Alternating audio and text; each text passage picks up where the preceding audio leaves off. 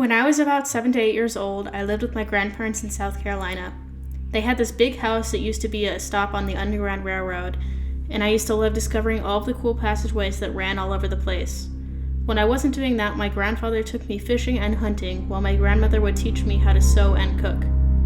Kind of girly things for a little boy to be doing, but those skills definitely helped me out in the long run. My folks were military, so rather than drag me around and traumatize me with multiple moves, they had me stay at my grandparents'. My room sat at essentially the middle of the house. It was surrounded on all sides by thick walls, which used to house passageways but had been since sealed off. I hung pictures and cool things befitting an 8-year-old's room. I loved the house, but I started to feel a little off after a while. I noticed that my things kept disappearing.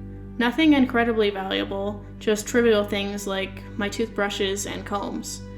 No, they never reappeared at some random place, and I would never see them again. My grandparents spent a fortune on various grooming products, I imagine. It was just my stuff though, which left me and my family in confusion. They used to joke that a ghost must have taken a liking to me. They were kidding, of course, but I started to get really freaked out over this notion.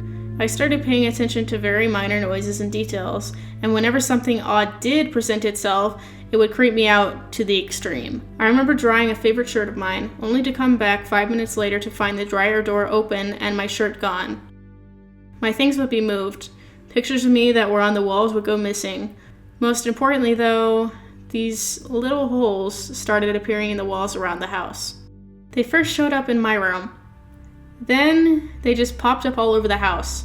The kitchen, the bathrooms, the living room, everywhere except the master bedroom, where my grandparents slept. This really creeped me out. So one night I decided I was going to sleep in their room. I slept in a pretty comfy sleeping bag on the floor, and for the first time in a while, I felt pretty safe. 2 a.m. rolls around, and I wake up to this weird tapping sound. It's almost as if someone is hammering something a little ways off. The moment I started to shrug it off, I happened to look at the far wall, directly facing me.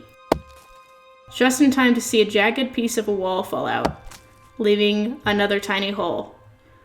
I yelled and woke my grandparents. They were genuinely upset for me, so we packed up a few things and left for a weekend. When we got back, the first thing I noticed is that almost everything in the house that had anything to do with me was either gone or damaged. My room was now a host to at least 30 different holes, all varying in shapes and sizes. I was exhausted and all I wanted to do was go to bed. Me and my grandparents stood in my room and demanded whatever was in the house to leave me alone. There was no great relief, there was no angry outburst, there was no ghostly laughter, just silence and me feeling scared and a little silly. I decided to be a brave kid and stay in my room that night. I awoke about 12 a.m. to a thump. The kind I usually attribute to my family moving around or knocking into a wall. I started drifting back off, only to hear another thump. Then another. Eventually these grew pretty rhythmic. I was scared out of my mind. I bolted upright and started scanning around my room. I grabbed the flashlight that I kept on my nightstand and started shining it everywhere. The floor, the walls, the holes. The thumping stopped, but I kept looking around frantically. Eventually my beam caught something shiny and I fixated on it. As soon as I realized what it was, I screamed and started crying like a little girl for my parents. It was a human eye. My grandparents came in and saw this, an unblinking human eye staring out at my room. The police were called and came immediately. They opened the sealed portions of the house and searched every passageway they could find. Eventually, they came to the section behind my far wall, where the eye was located. I wasn't privy to the information when I was young, but when I got older, my grandparents told me what it was. The police came upon this tiny room, only big enough to hold one person comfortably, if only barely. They were first greeted by what they described as a thick layer of garbage and waste.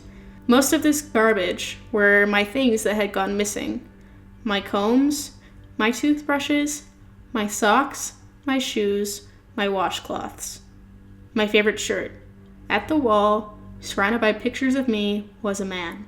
He was completely naked. The only thing keeping him upright was a bell around his neck, looped over a nearby low rafter. The cause of death was autoerotic asphyxiation. He had died staring at me, pleasuring himself, surrounded by his sick fascination for me. I don't think there's any getting over it. I can't stand the dark now, and now when I fall asleep, all I can think about are holes. Hope you guys enjoyed this creepypasta, and if you did, make sure to leave a like down below and subscribe. Hope you're all doing well, and I will see you next weekend.